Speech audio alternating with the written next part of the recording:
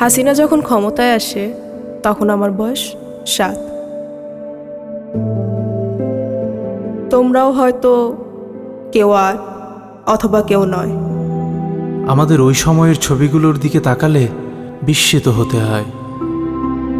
এই ছবিগুলো দেখলে কি বোঝা যায় এরাই একদিন পৃথিবীর নিকৃষ্টতম ফ্যাসিস্টদের একজনকে বিদায় করবে? অবিশ্বাস্য, বাট উই ডিড ইট।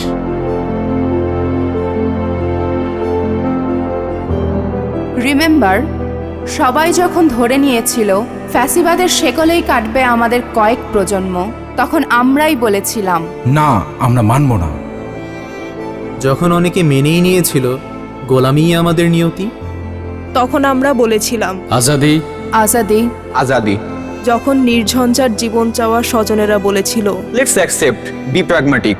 তখন আমরাই বলেছিলাম উই রিভল্ট। যখন অনেকেই বলল উপায় কি, তখন আমরা উপায় হয়ে দাঁড়িয়ে গেলাম পর্বত সম। বললাম বুকের ভেতর অনেক ঝড়, বুক পেতেছি গুলি কর। আমরাই ছিলাম বিপ্লব, আমরাই অভ্যুত্থান। এবার বিপ্লবের দ্বিতীয় ধাপ আমাদের সামনে। একদিনে 2 ভোট। সংসদ নির্বাচনে ভোট দিয়ে আমরা ঠিক করব কেমন সরকার চাই। একই সাথে গণভোটে ভোট দিয়ে ঠিক করব ভবিষ্যতের বাংলাদেশ কেমন চাই। সংস্কার চাইলে গণভোটে হ্যাঁতে ভোট দিব, সংস্কার না চাইলে না। যে পরিবর্তনের জন্য এত এত প্রাণ হলো বলিদান, সেই পরিবর্তনের চাবি এখন আমাদের হাতে।